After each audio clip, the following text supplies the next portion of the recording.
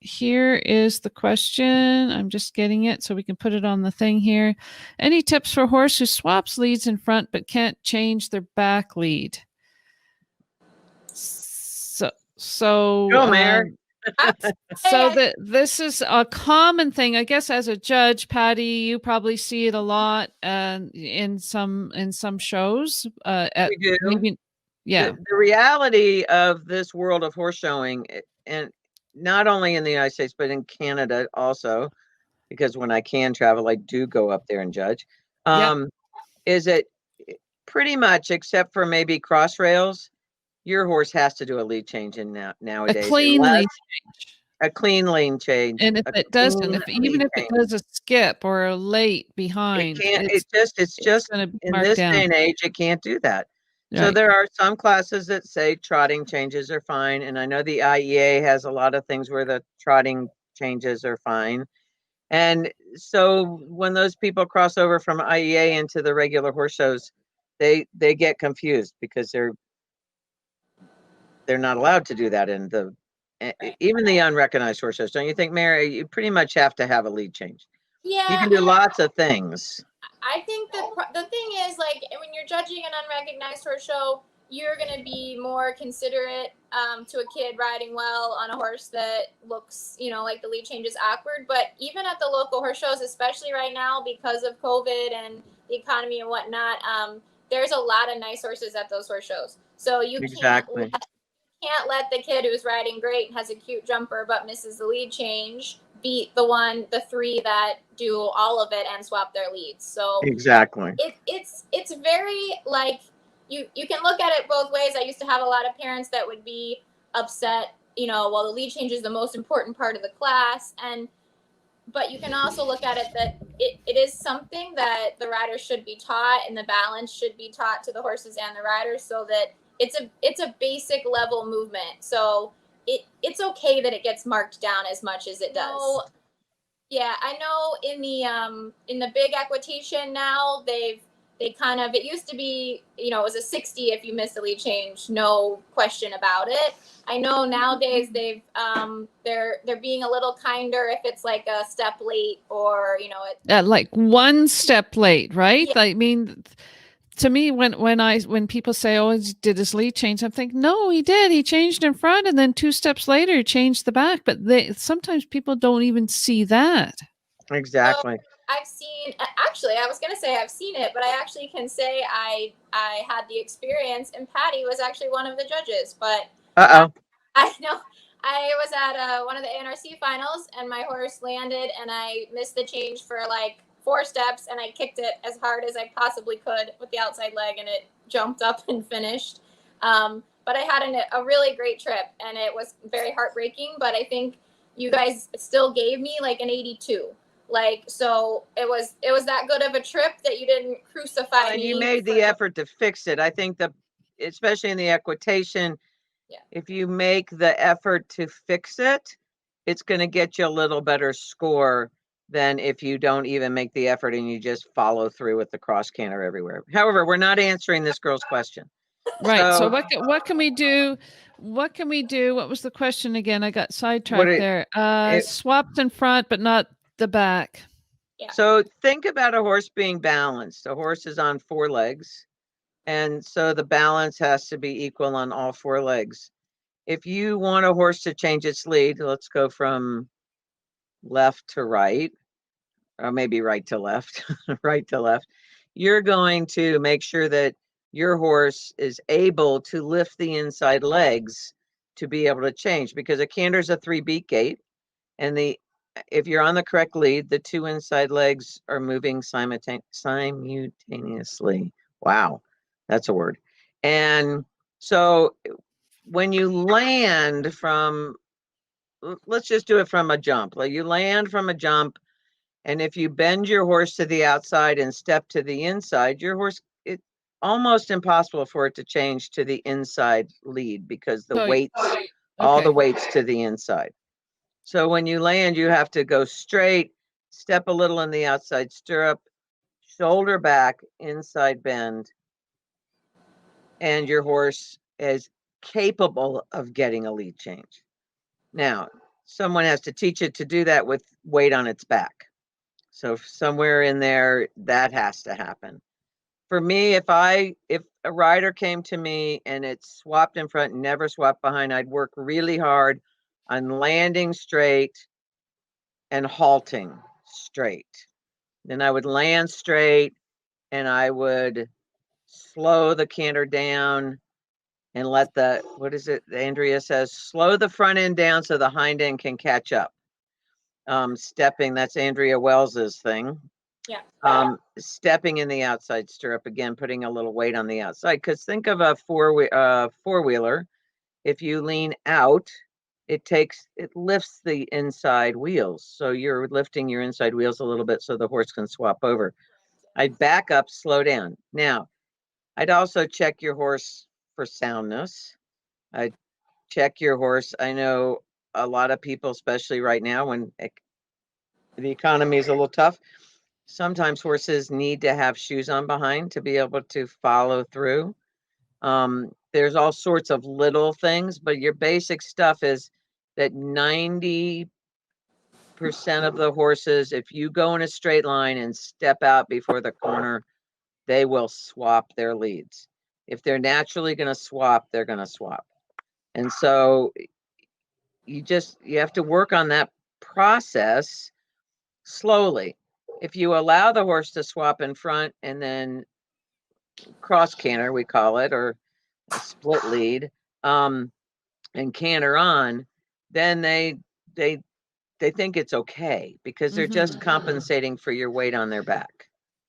Do you think, Mary, am I on the right page here? Yeah, for sure. I was just gonna say, essentially, if you continue to allow it and don't address the issues behind it, you've taught them that that's what you want. Change in front, slow down, blah, blah, blah, trot, and get it caught up. So the horses don't really know that that's wrong. They think that's what you've been taught them to do. So I think Patty's right. The soundness issue, always have to investigate with your vet, farrier, chiropractor. There's a lot of that. Patty knows probably that I've had a lot of bad lead changers over the years. Good at lead changes, buddy.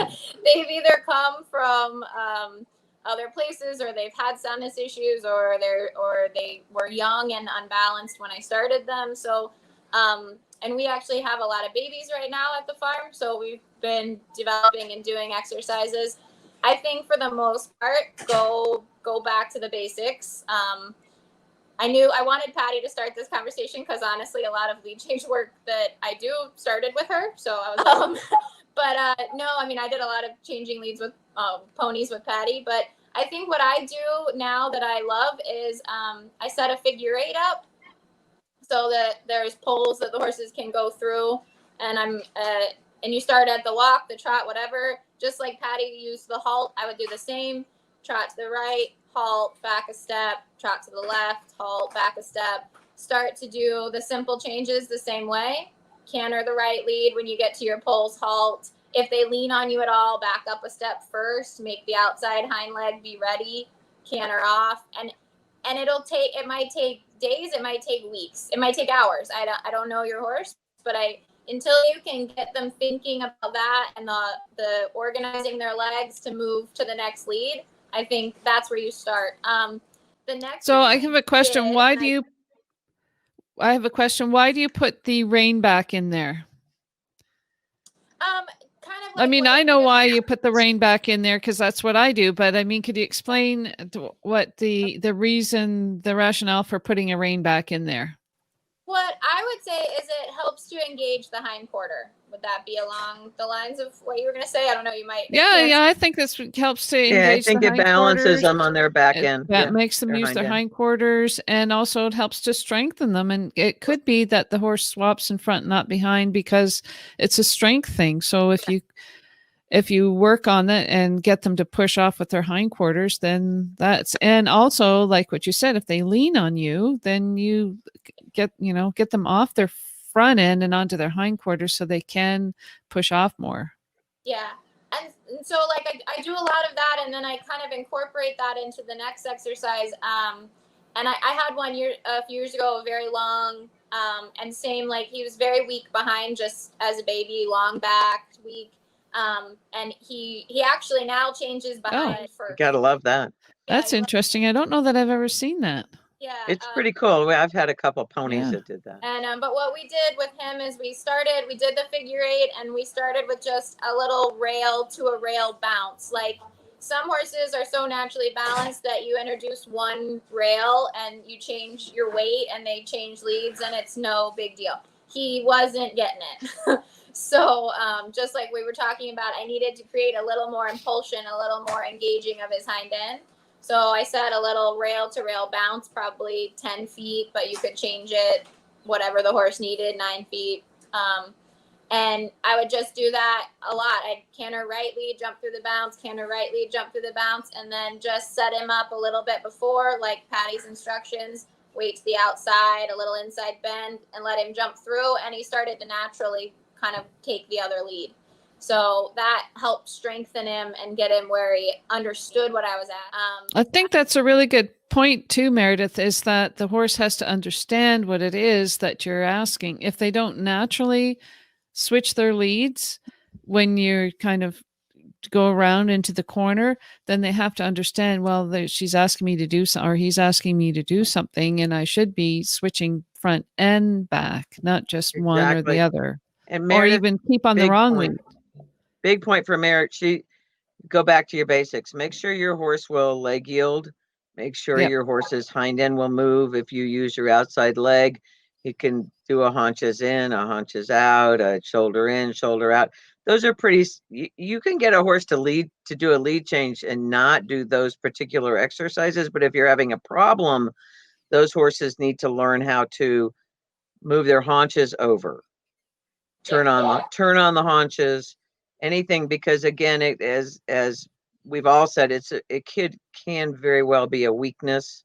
Yep. And think about where your balance is on the horse, because they have to lift the inside legs to be able to get to that lead. And if you're leaning over and looking down and you're bent the wrong way, you're pushing all the weight to the outside, and it's almost physically impossible for them to do a lead change. So make sure your shoulders are back, you're leaning away from their neck, and you step in the outside stirrup.